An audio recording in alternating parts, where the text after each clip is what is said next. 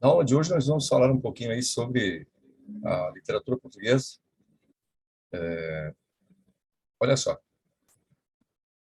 enquanto Flaubert produz o Madame Bovary na França, em Portugal, essa de Queiroz começa a escrever a literatura realista.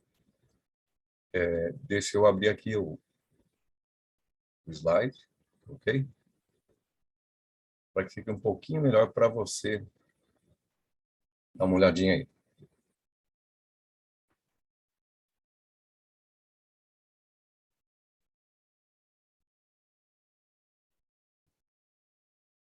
Ok, olha só. A escola realista, ela tem como marco lá que você lembra, Madame Bovary na França. Nós temos aí o Primo Basílio em Portugal e aqui no Brasil o Memórias Póstumas. Bom, então só queria relembrar aqui que o realismo no Brasil ele teve como único autor Machado de Assis. Portugal teve o S. de Queiroz, tá? Enquanto aqui no Brasil o período romântico foi muito extenso e com muitos autores, o romantismo português não teve muitos autores. Se destaca mais Almeida Garrett, que escrevia a poesia. Tá? Então, aqui, se você lembra que a gente já falou em outras ocasiões, tá? Sobre aquilo que vai influenciar definitivamente na literatura realista. Tá? Então, os caras vão escrever o chamado romance de tese. E o que essa tese quer provar? Ela quer provar que o homem é produto do meio. Se o meio é um meio decadente, esse homem se torna um meio decadente. Bom, então, das escolas, o determinismo, o evolucionismo, né? Também a influência da psicologia, da psiquiatria com Freud, né? Então, vai influenciar um pouquinho. Relembrando, os personagens realistas, diferentemente dos personagens românticos, são personagens chamados personagens esféricos. O que é um personagem plano? Personagem plano é aquele que segue sempre o mesmo caminho. Você não vê uma evolução desse personagem. E esse personagem também não surpreende. E o que é o personagem esférico? Esse personagem esférico é aquele personagem que vai criar um problema, né? Você vai se surpreender com esse personagem. Por quê? Porque geralmente esses personagens trazem alguma carga psicológica positiva, às vezes negativa. Tem algum traço que vai, durante todo o processo narrativo, surpreender aquele que lê. Tá? Então, aqui em Portugal, ele vem para quebrar também, como eu disse lá ele vem para quebrar um pouquinho também do romantismo, tá? O romantismo não mais representa as seis da sociedade. Você tem ali aquela sociedade que era retratada nos romances românticos, a alta sociedade, as festas, o glamour, os grandes encontros, o teatro, a música. E agora você passa a ter uma crítica a essa sociedade. Como essa crítica vai acontecer? Vai acontecer através daquele tema, que o amor, que as pessoas se casam, não é um amor tão romântico assim. É um amor por conveniência, tá certo? Se você lembra, em Memórias Póstumas, a questão social, as pessoas atingem o nível social através da relação entre si, né? Ou seja, a relação de favores. Tá? Deixa eu ir mais adiante aqui. Tá?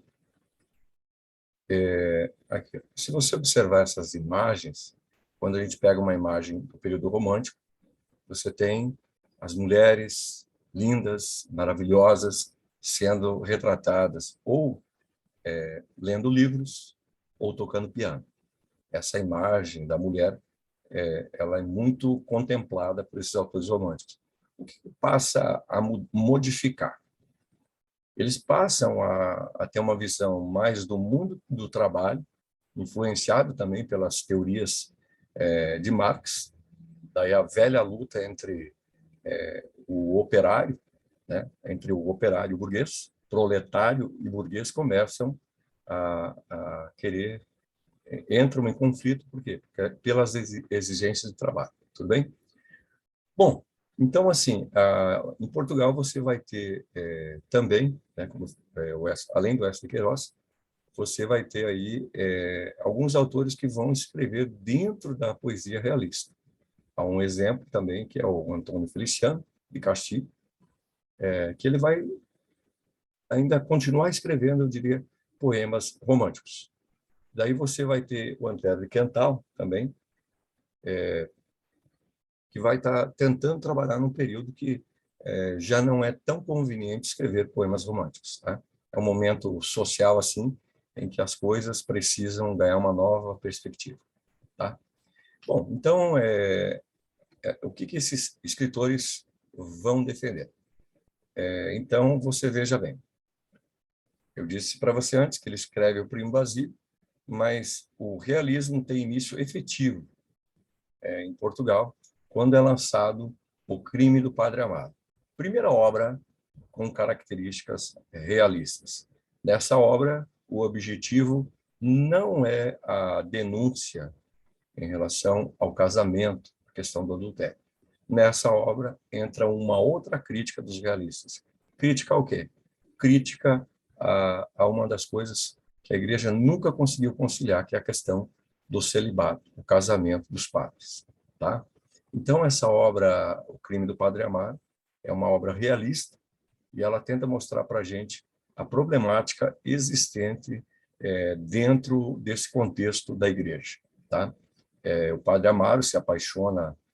Bom, primeiramente, ele é mandado para uma pequena comunidade e ele se apaixona pela Amélia, uma menina que também é fruto de uma relação de um padre. Então, ele vai reencontrar esse padre, a filha desse padre, que ele vai começar a se relacionar. É numa pensão, né? A mulher que produz, digamos assim, ali para os padres, faz o alimento, prepara, desculpa, falei produz, prepara o alimento, é ela que vai ser a amante desse padre. Bom, o Crime do Padre Amaro é o primeiro, mas a obra efetiva é o Primo Basílio. Talvez o Primo Basílio seja um dos mais, digamos assim, polêmicos livros do Enéas de Queiroz. Por que ele é polêmico? Porque é a história entre uma empregada, entre sua patroa. Por quê? Porque a Luísa, ela é uma personagem casada com o Jorge, que é muito romântica. Mas o Jorge é um homem mais velho. O fato de ser um homem mais velho, ele não consegue seguir esses padrões românticos, ser gentil, mandar flores, sabe? Recitar poemas, ser bastante romântico. E isso, essa ausência de romantismo no Jorge, provoca na Luísa, de uma certa maneira, uma frustração. Quando aparece um velho amor da juventude, que é o Basílio, ele é um mal intencionado, vamos dizer assim, ele vai conquistar a Luísa justamente por esses desejos que ela tem de ser tratada de modo romântico, tá? Então, esse conflito ele vai girar em torno do quê? A Luísa escreve cartas ao Primo Basílio. E a empregada, a Juliana, encontra as cartas, ou rascunhos das cartas no lixo, e ela começa a fazer assim uma espécie de, vamos dizer assim, ela troca os dois lados, ela coloca a patroa para trabalhar, né? E ela passa a exigir o máximo de coisas em relação à patroa, né? Porque senão, se ela não fizer isso, ela vai denunciar a Luísa ao Jorge, tá?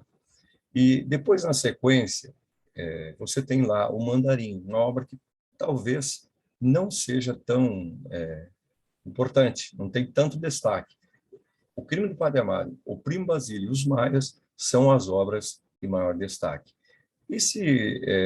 A Ilustre Casa de Ramírez, ele tem ao mesmo tempo uma crítica, mas ele ainda tem alguns traços lá do romantismo.